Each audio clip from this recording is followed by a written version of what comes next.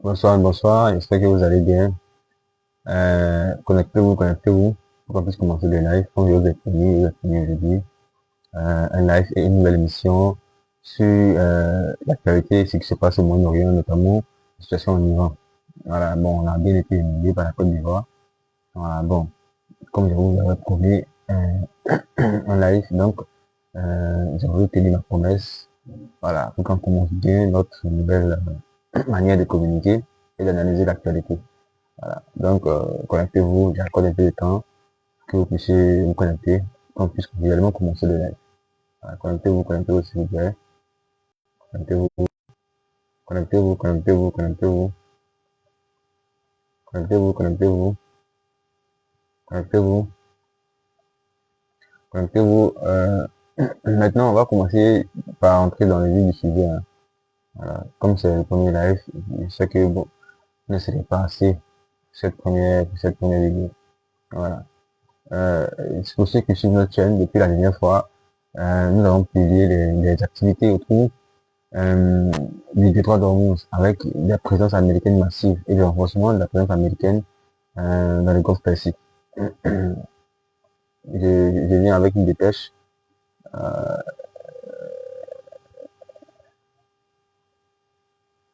Très récemment, les Américains ont, franchement, ils ont augmenté, voilà, ils ont augmenté leur présence dans le détroit d'Ormuz au Moyen-Orient avec plusieurs patrouilles dans le détroit d'Ormuz. Il y a notamment ce drone, le drone américain MQ Triton, c'est ça, non?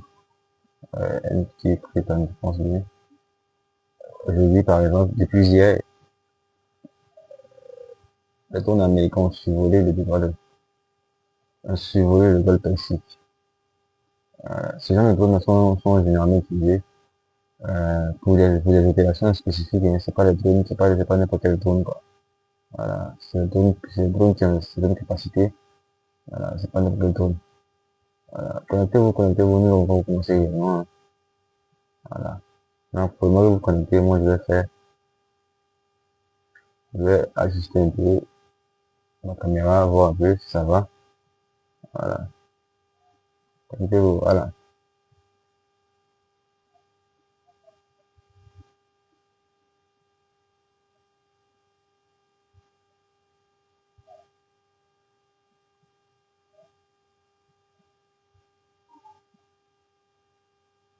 Voilà. Donc, on revient maintenant. Très récemment, après la chute de Maduro au Venezuela, Donald Trump est sorti, il a fait plusieurs déclarations. Dans ces déclarations, il a parlé du Venezuela, il a parlé de la Colombie, il a parlé du Cuba et surtout il a parlé de l'Iran. Voilà, nous savons depuis longtemps que l'Iran, parce que dans la nouvelle politique de Trump, voilà, dans la nouvelle politique de Trump, il y a un désir manifeste de vouloir contrôler les plus grandes, de contrôler les pays qui détiennent des grandes réserves de pétrole et de matières premières. Voilà. Donc, nous savons tous que l'Iran possède les deuxièmes plus grandes réserves de pétrole et les troisième et les quatrième plus grandes réserves de gaz naturel au monde. Voilà. Les troisième, je pense que c'est deuxième, voilà, gaz naturel au monde et troisième réserve pétrolière mondiale. Voilà, c'est ça. Donc, les États-Unis et surtout l'entité sioniste ont toujours voulu contrôler l'Iran parce qu'ils ont voulu pendant longtemps profiter des énormes réserves de pétrole iraniennes. Voilà. Donc, après avoir réussi le coup de poker au Venezuela, voilà, parce qu'au Venezuela, tout le monde sait qu'au Venezuela, la chute de Maduro n'a été possible qu'avec des complicités internes au sein du régime Maduro. Voilà. Dernièrement, nos informations nous ont permis de confirmer qu'il y a eu au moins 40 personnes qui sont mortes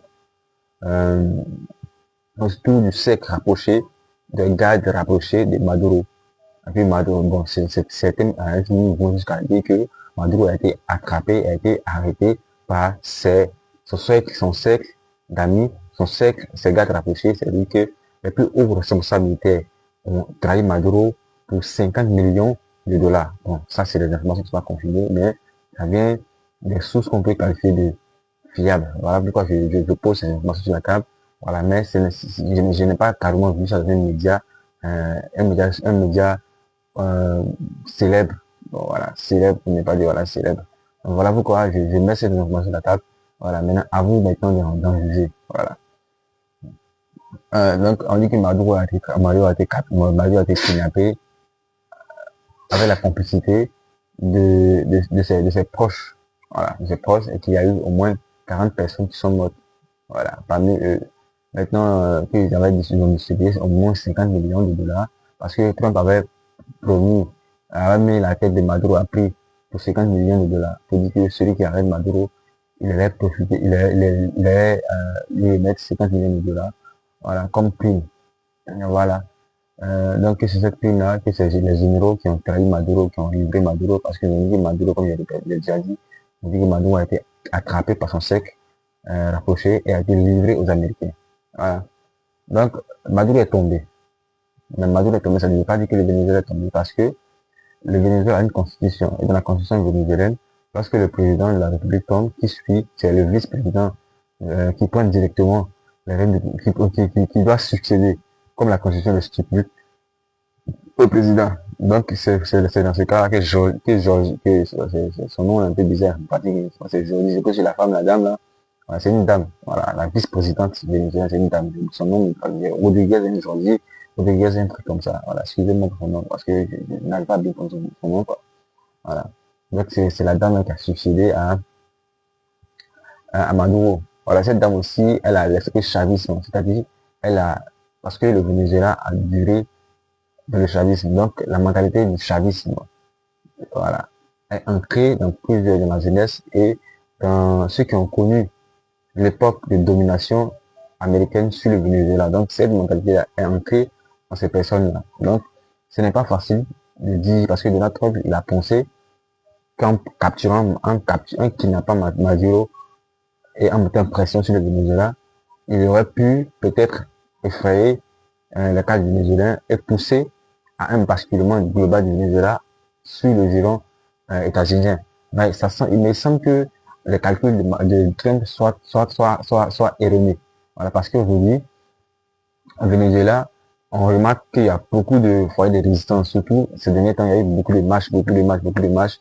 Voilà, c'est seulement les Vénézuéliens qui sont, bon, généralement à l'extérieur, c'est-à-dire qu'ils sont hors du Venezuela, qui ont manifesté leur joie. Bon, quelques-uns ont manifesté leur joie, quelques-uns sont sortis sur le marché pour condamner la violation monumentale du droit international par Donald Trump. Voilà. Bon, ça, c'était un peu la situation au Venezuela, c'est ce qui s'est passé au Venezuela. Si on veut parler de ça, bon, je pense que c'est un autre sujet, c'est un autre sujet à débattre, c'est un autre sujet.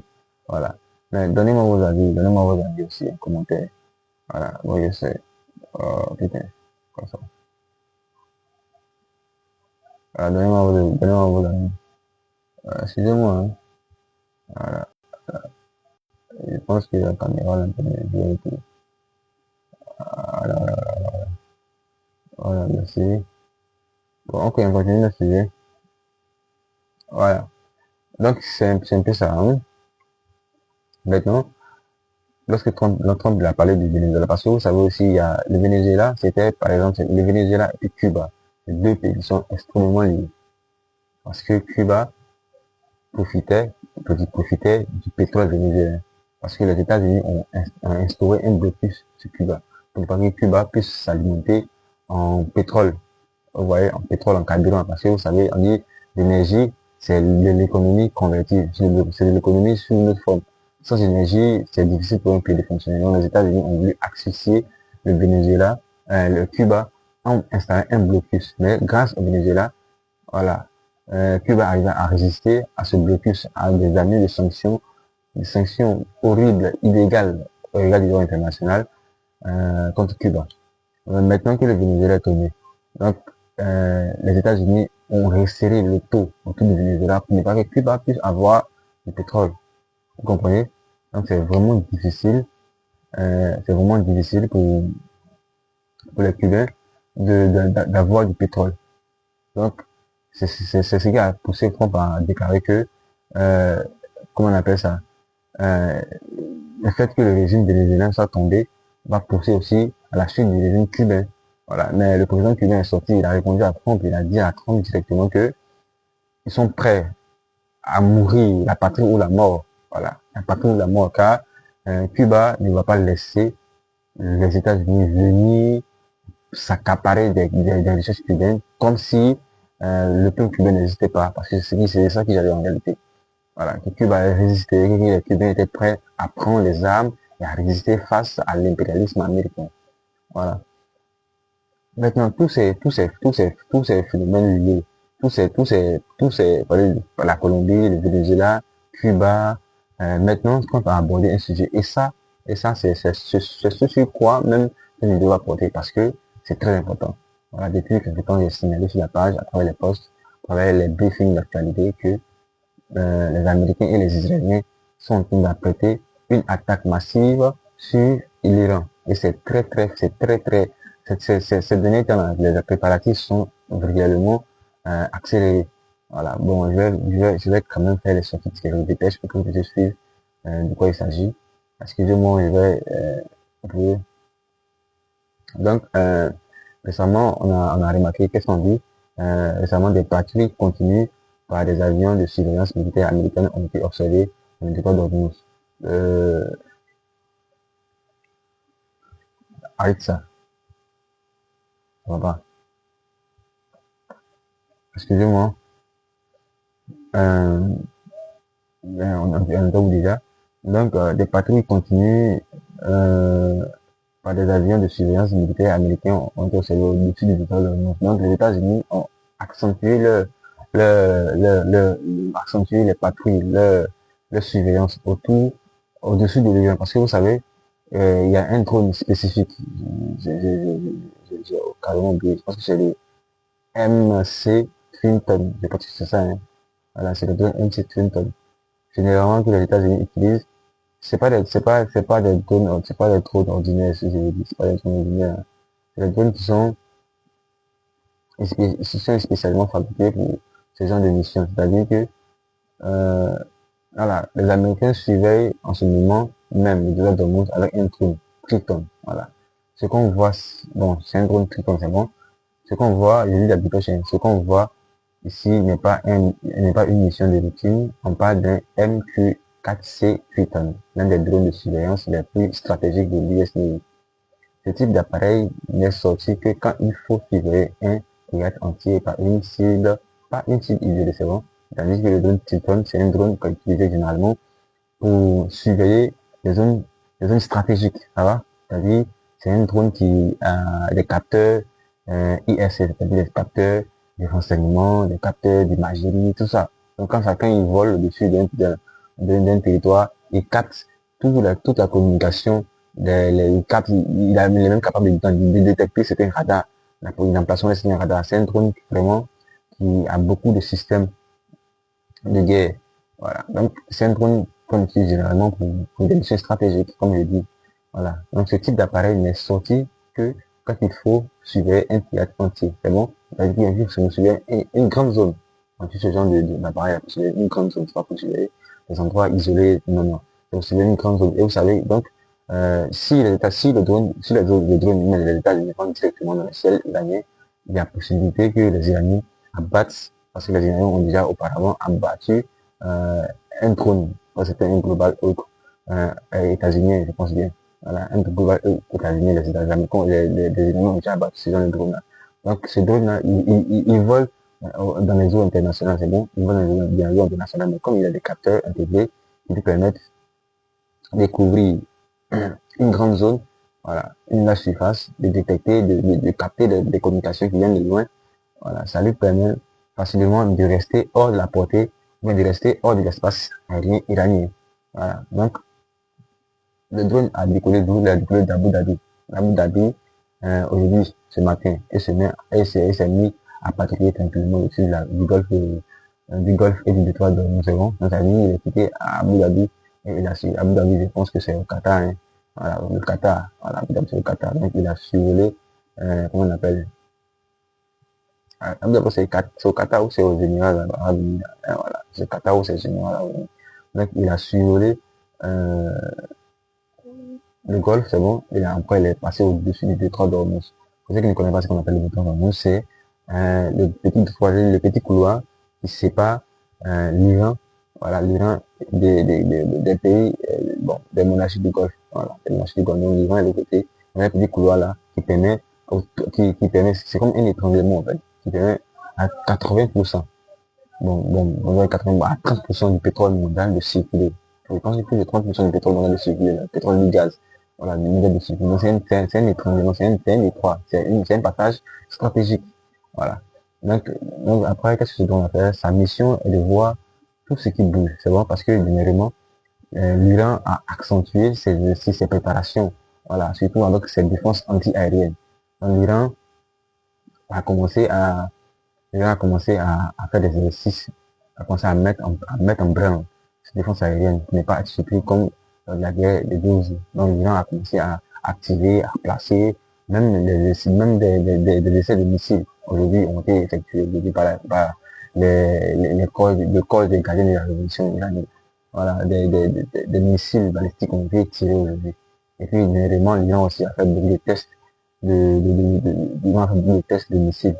Voilà, je pense bien il y a un missile Khorram Shah 3, voilà, qui a été testé, qui a une capacité de 12 000 km. C'est-à-dire c'est un missile intercontinental, en fait, qui a été testé dernièrement. Voilà, toutes les informations que je donne, c'est les informations vérifiées, ouais. Voilà, c'est pas des informations pipées, voilà. Donc, il faut vérifier tout ce qui est si vous voulez vous rassurer. Voilà, bon, on continue dans notre décryptage de l'actualité autour de la situation iranienne. On continue. Donc, après cela, donc le drone, là, il est quitté à Abu Dhabi et il a survolé le golfe avant d'arriver dans notre côte. C'est bon. Mais habituellement, ces gens des patrouilles là, ces gens de l'opération ISL, on remarque quelque chose, c'est que les États-Unis, généralement, ils éteignent les transpondeurs de l'appareil ou bien du drone. Mais cette fois-ci, ils n'ont pas éteint l'appareil, n'ont pas éteint le transpondeur de l'appareil. C'est bon. Ils l'ont laissé activer. Donc, montrant directement que les États-Unis se cache pas, c'est bon. C'est un message, c'est une manière d'assumer. C'est-à-dire que les États-Unis ne cachent rien. C'est bon. C'est-à-dire que Trump va passer de la stratégie de camouflage, c'est bon, à une stratégie agressive directe envers l'Iran. C'est bon. Donc c'est un message. Ça veut dire que la guerre qui se prépare contre l'Iran, c'est pas une guerre, c'est quelque chose de sérieux. Voilà, c'est quelque chose de sérieux. C'est pas une guerre c'est pas comme la mascarade qu'on a vu la dernière fois entre Trump et puis les Iraniens. Non, c'est quelque chose. Je pense que ça serait une guerre sérieuse. Voilà, et que cette fois-ci, là, c'est mon avis personnel, hein. Je pense que cette fois-ci, l'Iran n'aura pas le choix que de frapper Israël de façon sérieuse. Voilà, de frapper Israël de façon terrible. Voilà. Et puis de répondre cruellement aux États-Unis. C'est-à-dire qu'il faut maintenant, soit on élimine la menace, soit on montre, on écrase Israël pour lui montrer que nos capacités, excusez-moi, hein.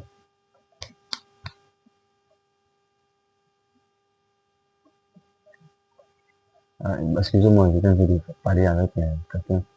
Voilà, donc soit d'écraser l'Iran, l'Israël définitivement. Je suis un téléphone de travail, donc faut parler doucement, s'il te plaît. Ça va? Excusez-moi, hein. Voilà. On continue encore. Donc, la mission du drone était quoi? La mission du drone est de voir tout ce qui bouge, c'est bon? C'est-à-dire quoi? Les navires iraniens, les vedettes, les gardiens de la révolution. Parce que vous savez que l'Iran a une marine. L'Iran a une marine. L'Iran a une marine. C'est bon? Voilà. L'Iran a une marine. Donc, les navires iraniens, les vedettes, c'est bon? Voilà. Parce que l'Iran a des petits navires, c'est bon, les vedettes, qui circulent dans le golfe le golfe Persique, c'est bon. Les navires là, leur rôle, c'est de faire quoi? Les navires là, leur rôle, c'est de protéger le trafic, c'est bon. Voilà, de protéger, comment on appelle ça, les pétroliers de la flotte fantôme iranienne qui transporte le pétrole iranien vers les Chinois. Parce que vous savez que l'Iran est victime de sanctions massives des États-Unis. Voilà. Donc, c'est ce que vous savez. Ça va? Voilà. Je pense qu'on peut continuer. Voilà. Ce live serait un peu long, hein, parce que il faut que je décrypte carrément tout ce qui se passe dernièrement en Iran pour que vous puissiez bien comprendre ce qui se passe. Ça va? On continue. Voilà. Continue. Bon. Donc, sa mission est de voir tout ce qui bouge, ça va? De voir les navires iraniens, de voir les vidéos des gardiens de la révolution, les mouvements anormaux, les regroupements suspects, tout, tous les routes des tankers, c'est bon. Parce que, comme je vous l'ai dit, il y a la guerre du pétrole, hein, voilà, entre l'Iran et les États-Unis qui veulent s'accaparer les réserves de pétrole iranien. Voilà, avec les Iraniens qui veulent empêcher les gens, étrangler les gens, étouffer les gens, et faire effondrer le pays économiquement. Voilà, en bloquant tout ce qui est vente du pétrole. Alors que l'Iran a réussi à mettre en place on avait un suivi parallèle à travers les pétroliers. Voilà, la flotte fantôme, ça va? Voilà. Je vais continuer, c'est bon? Ok, donc on en va. Donc, le drone ne cherche pas un incident, c'est bon?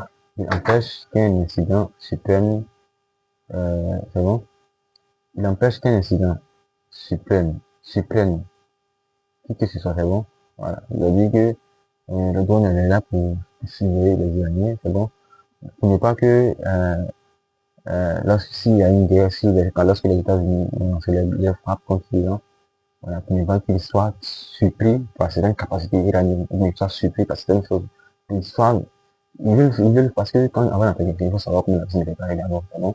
Voilà, il ne faut pas attaquer une personne sans savoir si la personne est préparée. C'est-à-dire son niveau de préparation, ça va, non? Voilà, voilà. On continue notre décryptage, c'est bon? Voilà. Donc on continue, excusez-moi, je vais, voilà. Bon. Et dans le contexte actuel, ce genre de mission aide aussi indirectement Israël, c'est bon? Voilà. Parce que vous savez, Israël, on peut dire que, parce il faut se poser la question, est-ce que c'est le chien qui tenait la queue ou c'est la queue qui dirige le chien? C'est bon? Voilà. Euh, parce que Israël, il y a certains qui disent que non, c'est Israël qui contrôle les États-Unis, il y a d'autres qui disent que non, c'est les États-Unis qui contrôlent Israël. Personnellement, moi, je pense que actuellement, le lobbying sioniste domine carrément la politique étrangère américaine. Voilà. C'est-à-dire que la politique étrangère américaine est d'abord basée, elle est d'abord faite en fonction du lobbying sioniste. Voilà. Les États-Unis, franchement, ne sont pas, bon, ce n'est pas un pays souverain parce qu'ils dépendent trop. Quelquefois, même, ils vont contre leurs intérêts pour satisfaire Israël. Voilà. On continue. Donc, ces genre d'opérations sont faites pour aider Israël parce qu'Israël, après des frappes, vous comprenez, avant-hier, je pense que c'est avant-hier, Netanyahu, avec son cabinet de guerre, a convoqué une réunion qui a duré, je pense que c'est, 5 heures, ça va? Voilà, cette réunion a duré 5 heures, où ils ont débattu des préparatifs, contre une attaque, pour effectuer une attaque en Irak, parce que vous savez, dernièrement, le Mossad, avec la CIA, ont amplifié, ont créé de façon artificielle une manifestation en Iran. C'est-à-dire d'abord, qu'est-ce qu'ils ont fait? Ils ont manipulé le marché pour faire effondrer carrément la monnaie iranienne. Actuellement, je vous explique, je pense que c'est le Duram, le Duram, je sais pas, je ne connais pas vraiment le nom de la monnaie iranienne, c'est bon. Mais actuellement, 1 million de Duram font 7 dollars. Imaginez, 1 million c'est comme si la monnaie a chuté carrément. C'est bon? Donc, ça crée une inflation dans le pays. C'est pour ceux qui ne savent pas ce qu'on appelle l'inflation. L'inflation, c'est l'augmentation de la cherté de la vie. Ça va? Voilà, l'inflation, par exemple, si tu achètes un produit 100 francs aujourd'hui, et demain demain quand tu veux aller acheter le produit, le même produit, c'est même produit là, s'il y a une inflation de, par exemple, de 20%, le produit t'a acheté 100 francs aujourd'hui, mais ça va coûter 120 francs. Vous voyez, hein? Voilà, donc c'est augmentation de la cherté de la vie. Donc, quand c'est comme ça, l'argent que tu as, ça perd la valeur, c'est bon? C'est comme si les 100 francs que tu as aujourd'hui, demain, ça ne vaut plus 100 francs. Parce que les 100 que tu as aujourd'hui, même les 1000 francs que tu as aujourd'hui, on va acheter une chaussure de 1000 francs. Puisque demain, le prix de la chaussure va augmenter, passer à 1200. Les 100 francs, tes 1000 francs que tu as aujourd'hui, ne peuvent pas aller acheter la même chaussure que tu as acheté avant qu'il y ait à 1000 francs, toujours à 1000 francs encore. C'est bon? Voilà, c'est la monnaie pour ce qu'on appelle l'inflation. Ça va, non? Voilà, avec les personnes qui la peine. Alors, donc la monnaie iranienne a chuté. Donc lorsque la monnaie iranienne a chuté, sur les réseaux sociaux, le Mossad et puis la CIA ont profité de cela pour créer des manifestations en Iran. Mais ces manifestations ont envie de descendre le peuple iranien qui n'était pas content. Voilà, parce que ils ont vu que les conditions de vie se dégradaient. Ça va? Voilà, donc ils ont amplifié encore. Certains agents du Mossad qui étaient dépendants en Iran ont amplifié cette manifestation. Qu'est-ce qu'ils ont fait?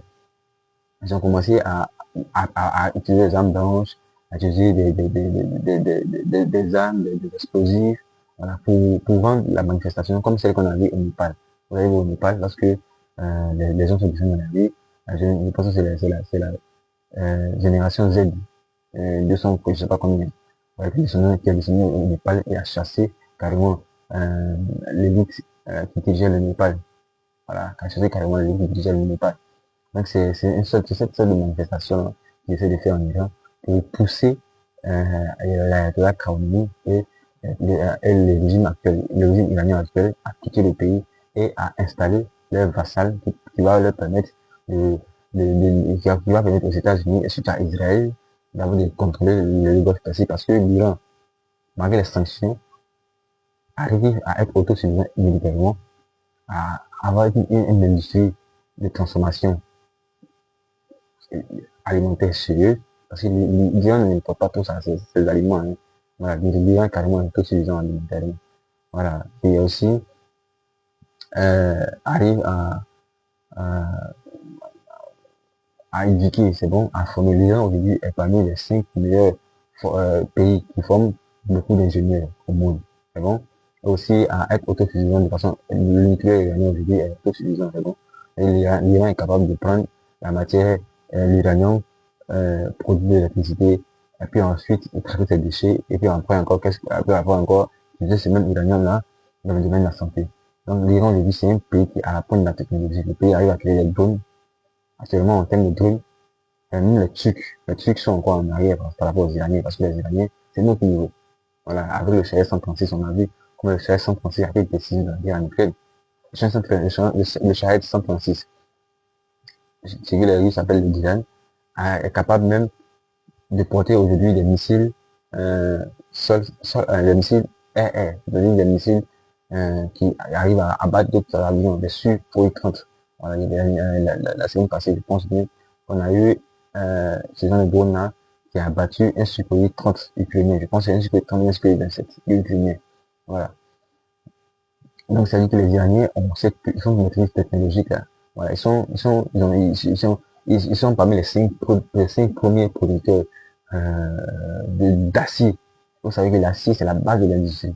Voilà, vous savez que depuis longtemps, sur cette chaîne-là, j'ai toujours défendu, j'ai toujours parlé de l'acier. J'ai toujours dit pourquoi les non-pays, les pays du Sahel, doivent faire en sorte d'avoir une base industrielle et produire de l'acier. Parce que l'acier, là, c'est la base de tout, hein, c'est la métallurgie, c'est la base de tout. Pour un pays qui veut vraiment se développer, qui est vraiment avancé, la métallurgie, là, c'est obligatoire. C'est du produit du fer, de l'aluminium et surtout de l'acier. Parce que l'acier, c'est l'acier qu'on utilise pour faire un pays qui veut être, un pays qui veut avoir une armée sérieuse doit produire de l'acier. Parce que c'est l'acier qu'on utilise pour faire le blindage. Voilà, avec le fer, mais l'aluminium, on ne peut pas produire, on peut pas avoir, on peut pas avoir des blindés qui sont aussi résistants que l'acier. L'acier, c'est vraiment le summum de l'industrie militaire. Voilà. Donc, aujourd'hui, si ce n'était pas les sanctions de l'Iran, si ce n'était pas les sanctions contre l'Iran, et que l'Iran devait augmenter sa production pétrolière pour atteindre le stade de l'Arabie Saoudite, et vendre son pétrole normalement sans sanctionner directement le pays et son gaz, même l'Arabie Saoudite ne pourra pas aujourd'hui faire face à l'Iran. Parce que l'Iran, ça sera une puissance économique. Aujourd'hui, à cause des sanctions, même le Maroc et l'Algérie, quand même, en termes d'économie, hein, voilà, ils sont quand même, je pense qu'ils sont, peut-être ils sont, en tout cas, je sais pas, l'économie, c'est 400, c'est 450, 400, quelque chose comme ça, des milliards de dollars. Donc, il n'y a pas trop de différence entre l'Iran et ces pays-là. Voilà. En termes économiques, surtout. Maintenant, vous savez que l'économie, là, souvent, les chiffres qu'on voit souvent à l'économie, comme lorsqu'on a vu la guerre contre l'Ukraine, la guerre en Ukraine a commencé, on a vu Bruno Le Maire et les dirigeants européens dire que la Russie avait le niveau de l'Espagne. L'économie russe ne valait pas l'économie espagnole. Mais car on a vu que lorsqu'ils sont coalisés pour combattre la Russie, on n'a pas pu même à faire effondrer l'économie russe. Parce que l'économie russe, il y a ce qui est sur le papier et il y a ce qui se produit réellement. Voilà, c'est une économie industrialisée. Voilà, c'est très difficile de pouvoir faire effondrer les économies industrialisées. Et l'Iran, c'est une économie qui est industrialisée. Et les gens produisent, les gens fabriquent, les gens produisent, les gens créent, les gens produisent, les gens fabriquent. Voilà, les gens, c'est pas un consommateur comme nous, les pays africains, comme nous consommons. Non. Donc nous, par exemple, pour nous faire effondrer, c'est facile parce que nous ne sommes pas des sociétés qui produisent. Voilà. Donc on continue encore. Dans le contexte actuel, ce genre de mission aide aussi indirectement et directement. Elle évite les surprises iraniennes en mer. C'est bon, non? N'est pas que les gens surprendre, surprendre. C'est-à-dire que, par exemple, si on voulait, comment ça se fermer le détroit d'Ormuz, parce que, vous savez aussi, il y a un truc que je voulais expliquer, pour que je comprenne. L'intervention américaine, au Venezuela, a aussi un lien à voir avec l'Iran. Pourquoi? Parce que lors de la guerre de 12 jours, ce qui a poussé plus les Américains aussi à arrêter la guerre, c'est que l'Iran a menacé, l'Iran a essayé de mettre en œuvre. Si ce n'était pas à cause de la Chine et de la Russie, l'Iran avait voulu fermer le détroit d'Ormuz. Alors que vous savez, le détroit d'Ormuz, je pense que attends, je vais vérifier pour vous rapidement. Excusez-moi, je vais vérifier rapidement. Excusez-moi.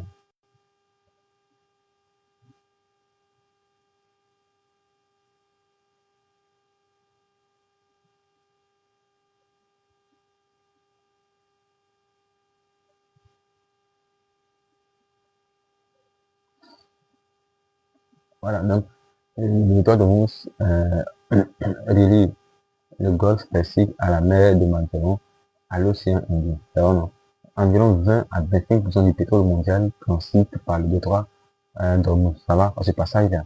20 à 25% du pétrole mondial. Donc, imaginez, si le monde, si ce détroit était fermé, donc le monde sera coupé de 20 à 25% du pétrole. Vous savez, les États-Unis sont les premiers consommateurs de pétrole au monde. Ils consomment environ 20 millions de barils de pétrole par jour, mais 21, entre 20 et 25 millions. Je pense que ça augmente, ça dépasse, ça diminue. Voilà. Mais en moyenne, on prend 20 millions de barils de pétrole par jour. Et il n'arrive qu'à produire, parce que c'est 12, un 12 de 15 millions voilà, de barils de pétrole. Donc, il y a au moins 5 à 6 millions de barils de pétrole qu'il faut importer pour combler le manque. Donc, la majeure partie coûte sur leurs vassaux. Au Golfe Persique, en Arabie Saoudite, voilà. C'est là-bas, ils importent une grande quantité de pétrole là-bas, mais ils payent ça à un prix moins cher, vous voyez. Parce que c'est eux qui vont installer ces régimes, c'est eux qui payent ces régimes. Si vous voulez, les États-Unis, c'est réduit, en Arabie Saoudite, c'est pas sûr que le régime saoudien va parce que les régime saoudien est illégitime, mais voilà, c'est ce qu'ils ne savent pas. Voilà, bon, on continue. Et près de 30% du gaz naturel liquéfié mondial passe par le territoire d'Ormuz. Vous comprenez? Donc, si on a, c'est-à-dire que si vous prenez 10 bouteilles, je prends exemple, 10 bouteilles de gaz naturel, c'est bon, il y a au moins 3 qui viennent de là-bas. Donc, imaginez du jour au lendemain, si on venait avoir, si on prenait aujourd'hui, par exemple, 10 litres de pétrole, c'est bon. Quand il dit pétrole, le pétrole public, voilà, 10 litres de pétrole, il y a au moins 3 litres qui viennent du Golfe Persique. C'est-à-dire qui passe par le désert de Hormuz. Ça va? Donc, imaginez-vous, aujourd'hui, si on avait, euh, si le monde, euh, si le monde, si le commerce mondial se va retirer 25%, c'est-à-dire si on enlève les 3%, les 3 bouteilles de gaz ou les 3 barils, les 3 litres de pétrole. Imaginez, ça va créer une pénurie parce que déjà même que dans le monde entier, euh, comment dire ça, les lignes d'approvisionnement seront perturbées, ça va. Les États-Unis seront plongés parce que ça va faire grimper immédiatement les prix du pétrole. Puis en flèche, les prix du pétrole risquent de doubler.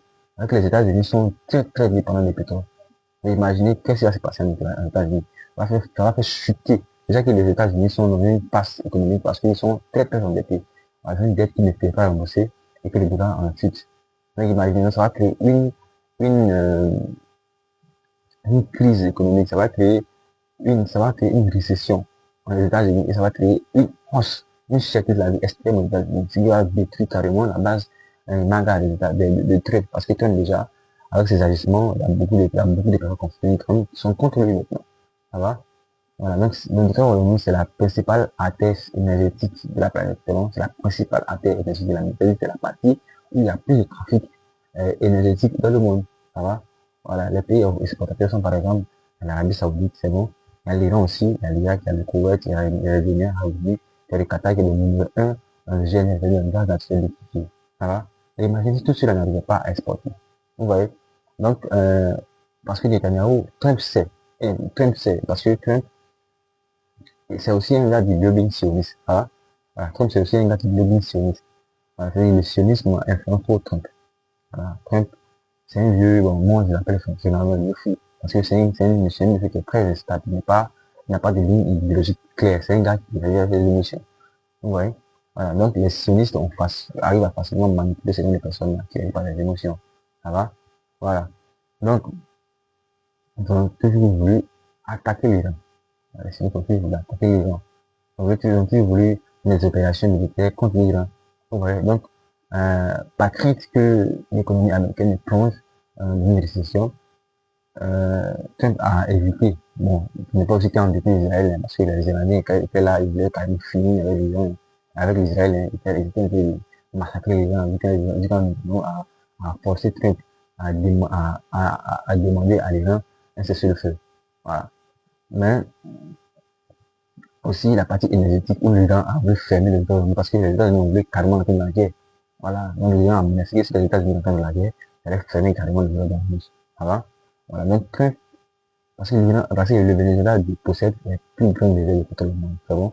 Donc aujourd'hui, si les Américains, si les États-Unis arrivent à prendre possession des réserves de pétrole du Venezuela, ça va leur permettre de pouvoir s'en passer, bon, pour un temps, de leur importation venue du Moyen-Orient. C'est bon? Parce que le Venezuela, il n'y a pas seulement du pétrole, il y a du gaz aussi. Donc ça va leur permettre d'avoir un palliatif à leur importation venant du Moyen-Orient. Ça va? Indirectement, ça va quand même libérer, ça va quand même rendre les États-Unis moins dépendants du Moyen-Orient. Donc ça va permettre à Israël de pouvoir mener une opération militaire de longue durée, même si les ont fermé les États-Unis, voilà, bon, ça n'a pas à avoir trop de conséquences sur l'économie américaine parce que parce que les Américains auront un palliatif au pétrole, saoudien. Ça va? Donc, c'est un passage, c'est pas un long passage, c'est bon, c'est environ 40 km. C'est bon. Mais les voies de navigation, elles font à peine 3 km par le sens. C'est bon. C'est une petite voie comme ça. C'est très facile, c'est bon. Voilà. Donc, il y a les mines marines, il y a les côtes, il y a les missiles, il y a les côtés, il y a les véhicules, tout ça. Un état comme l'Iran peut perturber le trafic sans même fermer totalement le territoire. Ça va? Aussi, parce que si, par exemple, des mines marines dans le territoire de ces pétroliers ne pourront pas passer. Ça y est, un pétrolier avec une explosion, c'est pas bon. C'est pas bon. Ça va? Voilà. Continue encore. On va continuer à décrypter. Nous sommes encore arrivés loin. Les gars sont un peu loin. Excusez-moi. Dans le contexte actuel, ce genre de mission aide aussi indirectement Israël. Elle évite les surprises iraniennes en mer Noire, en mer, c'est bon. Moins de marge de manœuvre pour les proxys et plus de temps d'anticipation en cas d'escalade. C'est bon. Dans la continuité, il y a quelques heures, c'est bon. Depuis hier, on voit plusieurs appareils militaires, tous identifiés comme américains et britanniques ont engagé des opérations coordonnées aussi du Levant, du Golfe, c'est bon, de l'Iran, de l'Irak et puis du Golfe, c'est bon, de l'Irak et puis de la Syrie, excusez-moi. On voit plusieurs ravitailleurs KC-135 Stratostanker, le KC voyageur en vol, c'est bon. Le KC-135 Stratostanker, généralement, c'est bon, c'est un gros porteur qui confond des carburants, généralement que les États-Unis et Israël utilisent lorsqu'ils font des bombardements, des opérations militaires, des bombardements sur de longues distances. Parce que vous savez, Israël est plus vivant, parce que l'Iran a des missiles balistiques. Et bon, les missiles balistiques sont des missiles qui sautent dans le long de l'espace, de l'atmosphère, et puis c'est des missiles qui sont pas généralement qui ne vont pas directement comme ça va. Ils sautent de l'espace, et puis ils tombent. Donc ce sont des missiles qui sont très rapides, ça va. Mais Israël n'a pas cette capacité balistique, il n'a pas. Donc Israël utilise généralement les avions. Ça va. Donc pour utiliser les avions sur des longues distances, il faut un ravitailleur. Donc les Strasto, tant que KC-35 sont généralement, KC-135 sont généralement ces ravitaillers là. C'est-à-dire que c'est comme des systèmes volants qui aident les avions israéliens ou américains à se ravitailler, ou bien britanniques ou français à se ravitailler en fait, ça va. Voilà. Donc ce type de déploiement, en plus de ces ça, il y a des KC-2 voyageurs en vol, c'est bon. Voilà. Donc, qui sont des besoins pour les Britanniques aussi pour les États-Unis. C'est bon, les KC-135 Stratotanker pour les Américains et les KC-2 voyageurs en vol, c'est bon, c'est pour les Britanniques et les Américains, ça va.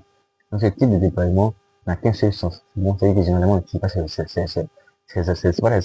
pas comme si on a mis de faire décoller ça, qu'on fait décoller ça comme ça. Non. Généralement, quand on fait décoller ça, un appareil, on a un but réel. On a un but précis à atteindre. C'est bon. C'est maintenir des appareils de combat en l'air sur de longues périodes.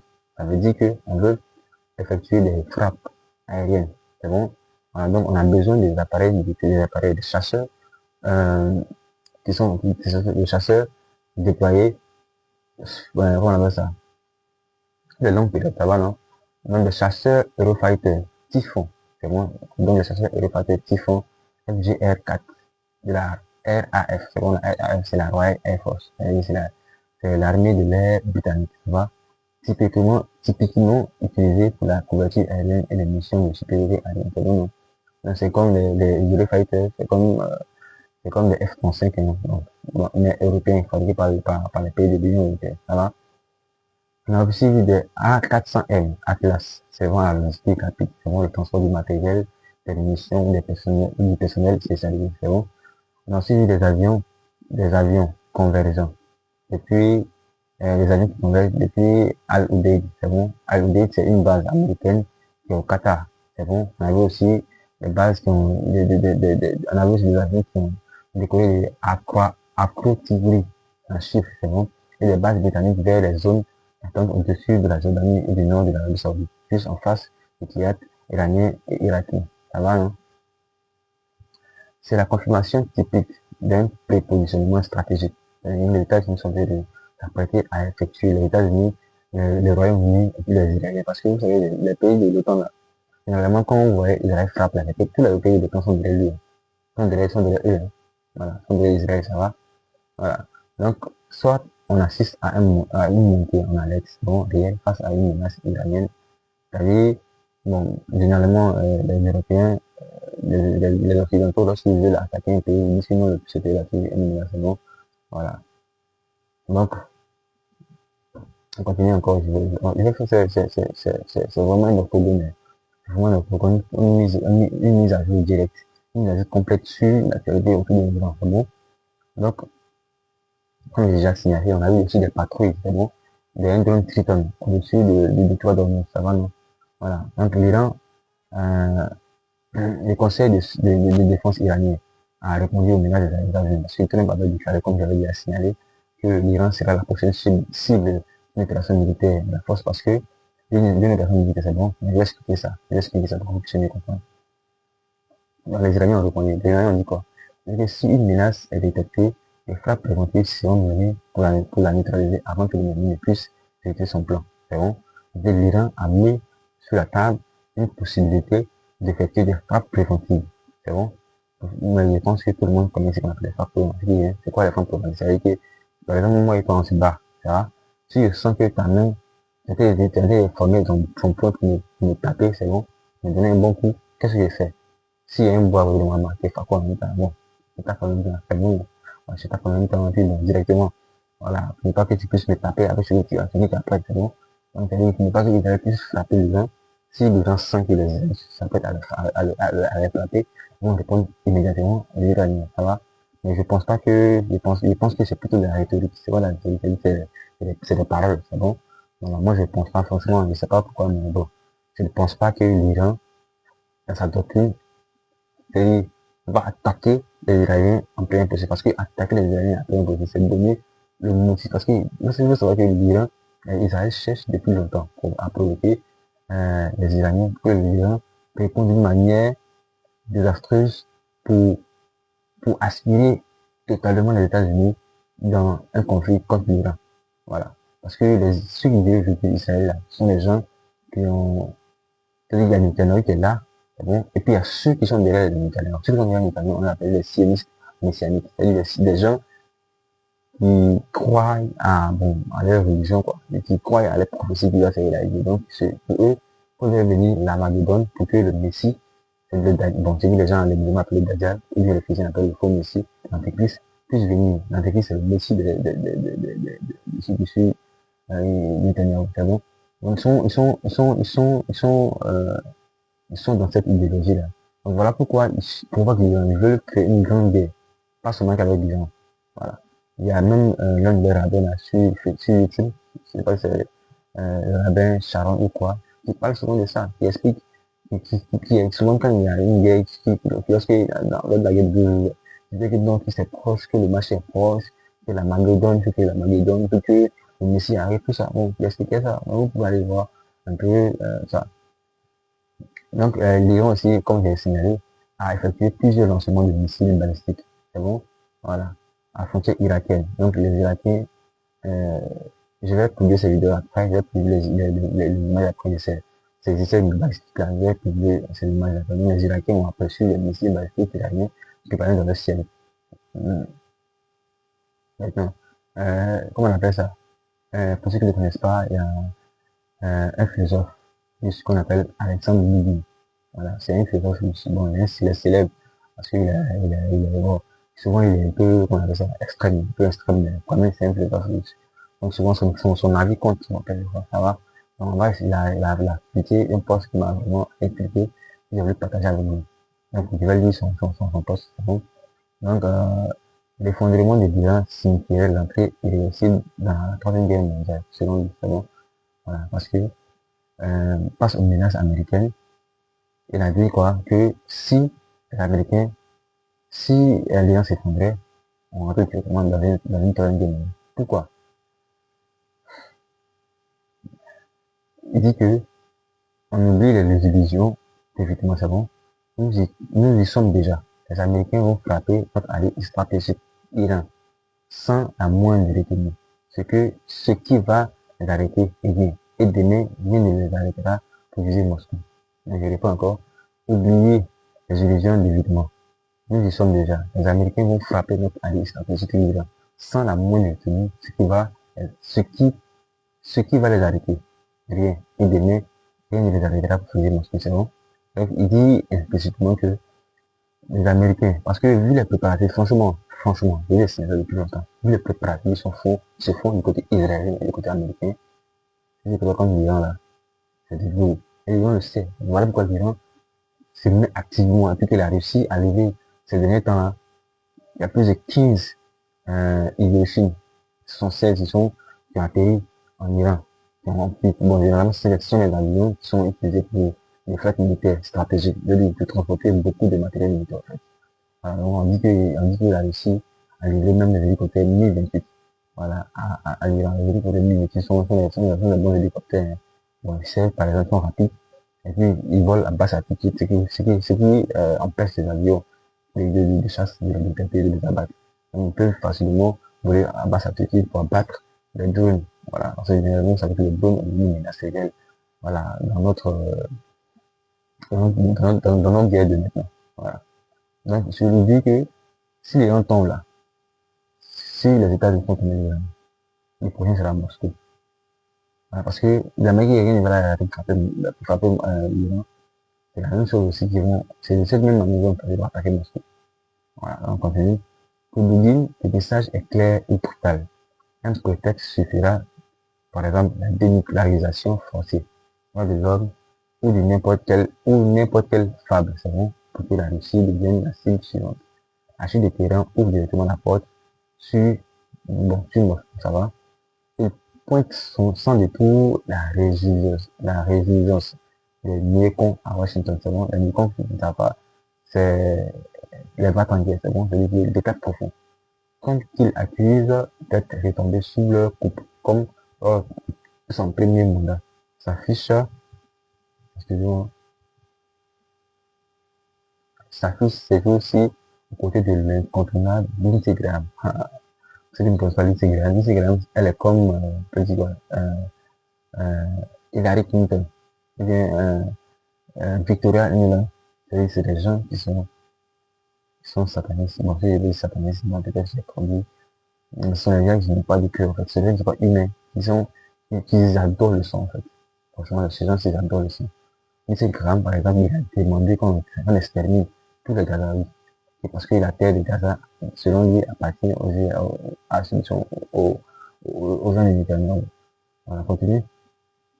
Donc, résultat, une escalade planétaire qui ne laisse plus de place au doute. La guerre mondiale n'est plus une menace lointaine, elle est en marche et personne n'y échappera. C'est bon?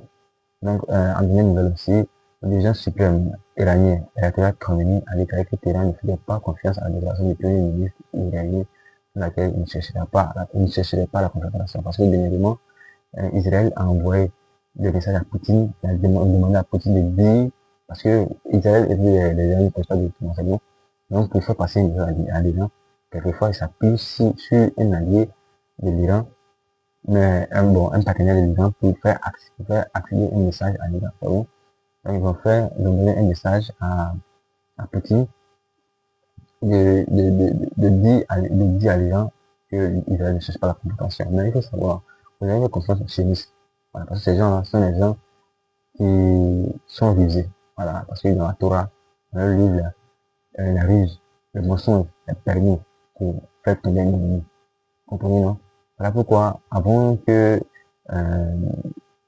avant que la guerre de 12 soit menée en Iran, ils ont, ils ont, ils ont, ils ont, ils ont entraîné l'Iran dans un semblant de processus de négociation. Voilà, qui a fait que les Iraniens ont baissé carrément la garde et qui a permis dans les premiers jours à Israël de saboter les systèmes de défense aériens et anti-aériens iraniens et de aussi euh, avoir des succès militaires, de tuer certains chefs. Voilà. Iraniens, au moins, ils négociaient, ils disaient que non, si on proche un accord, et la désescalade, c'est la désescalade. À ce moment, les Iraniens étaient là en train d'identifier là où le chef militaire, les hauts responsables, les hauts gradés, euh, les hauts gradés israéliens, iraniens, dormaient, habitaient. C'est bon? L'Iran aussi a affirmé qu'il ne limitera pas sa réponse si une attaque, c'est bon, américano-israélienne avait lieu en premier, c'est bon, ajoutant que toute menace à sa sécurité ou à son territoire entraînerait une réponse proportionnée, c'est bon. Le président Donald Trump a dit aussi qu'il n'est pas politiquement correct d'utiliser le terme concernant les régimes, c'est bon. Mais si le régime iranien actuel est incapable de rendre alliance sa grandeur, alors pourquoi pas changer le régime, c'est bon. Donc, il cherche à annoncer clairement le régime iranien, c'est bon. Voilà. Donc, comme j'ai déjà dit, c'est un communiqué du secrétaire du Conseil de défense iranien qui a dit que si les États-Unis et Israël attaquaient l'Iran ou qui sentaient une menace venue d'Israël ou de ses alliés, c'est bon, qu'il se donnerait le droit de sortir ça préventif. Ça va, non?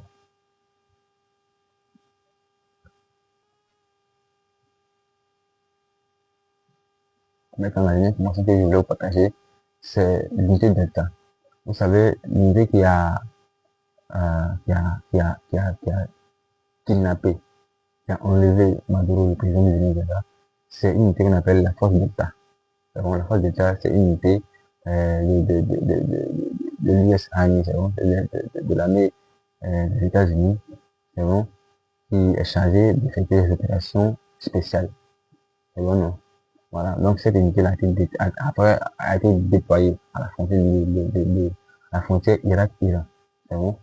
Donc, avec les déclarations de Trump, certains analystes disent que Donald Trump s'apprête à effectuer une opération de changement de type du Venezuela, voilà, en Iran. Et que actuellement, il y a une campagne de corruption au cadre iranien qui est en cours. Et que les États-Unis cherchent à ramasser carrément les États-Unis cherchent à ramasser carrément les régime iranien. C'est bon. Voilà, des sources du Moyen-Orient affirment que les États-Unis et Israël pourraient lancer une opération militaire conjointe contre l'Iran dans les 72 heures, dans la prochaine 72 heures, ça va. Le rapport intervient dans un contexte de tension régionale accrue, d'activité militaire accrue et d'avertissement croissant de plusieurs côtés. Aucune confirmation officielle n'a été donnée jusqu'à présent. La situation évolue, la situation évolue, surveillée de près dans toute la région. C'est bon? Voilà. Maintenant, le commandant du chef de l'US Centre, c'est bon, est à Bahreïn. Alors que les activités militaires inhabitées se multiplient dans plusieurs régions, les récentes perturbations de l'espace aérien en Grèce et les mouvements liés à la Grèce et à Chypre sont interprétés par les observateurs occidentaux. Quand on dit observateurs occidentaux, c'est comme moi je suis un observateur occidental, comme les efforts possibles pour masquer le repositionnement militaire américain. Les vols continus des avions RQ-4 Global Hawk et P-8 Poseidon ISR témoignent d'une surveillance accrue de la préparation aux opérations. Les policiers qui ne savent pas, le drone RQ 4 Global Hawk et les PV qui figurent. Ces avions sont très très avancés. C'est les avions, les drones les plus avancés en termes de renseignement, hein. Je suis l'un des renseignements de l'US Army, de l'armée américaine. C'est bon? Donc, on n'utilise pas les gens d'avions à fournir. Si on utilise les gens d'avions, avec tous les déploiements, avec toute la présentation du sujet que j'ai fait, vous comprenez que, en réalité, on pose plus la question, est-ce que les États-Unis, ils avaient une opération en Iran? On demande quand. Mais moi, je pense que dans cette semaine jusqu'au 10, il y aura une intervention militaire US en Iran. C'est bon? On dit des rapports ne confirmés afin que le gouvernement britannique a prévu des plans visant l'Iran. Les 112 prochaines heures étant décrites comme critiques. Pour ajouter à l'attention, l'ancien premier ministre israélien Naftali a publié un message énigmatique. Excusez-moi, hein, mon téléphone il est déchargé. Bon, on va terminer. Pour ajouter à l'attention, l'ancien ministre, premier ministre Naftali Bennett a publié un message énigmatique sur le sujet, alimentant les spéculations dans un contexte de situation en évolution rapide. C'est bon? Excusez-moi, c'est la fatigue depuis l'humiliation qu'on a réussi aujourd'hui. Donc, merci beaucoup. Demain, on va continuer le sujet. Voilà, j'espère que avoir été explicite et avoir été très pointu dans la présentation de l'actualité autour de l'Iran. Voilà, donc n'oubliez pas de nous suivre, c'est bon. Et je vais vous partager le lien de ma page, ma chaîne YouTube. N'oubliez pas d'y aller et vous abonner parce que YouTube nous fait de bon boulot. Voilà. Cette vidéo sera aussi uploadée et téléchargée et partagée sur YouTube. Voilà. N'oubliez pas de dire ce que vous pensez en commentaire. Voilà, de dire ce que vous pensez en commentaire. Est-ce que ce genre d'émission vous plaît? Est-ce que le travail que je fais ce soir-là, un travail que vous aimez, que vous appréciez, que vous voulez que ça se répète plusieurs fois? Voilà. Et puis n'oubliez pas aussi de vous donner vos encouragements. C'est bon? Merci beaucoup à vous. Bonne soirée à vous. On va faire en direct. Voilà.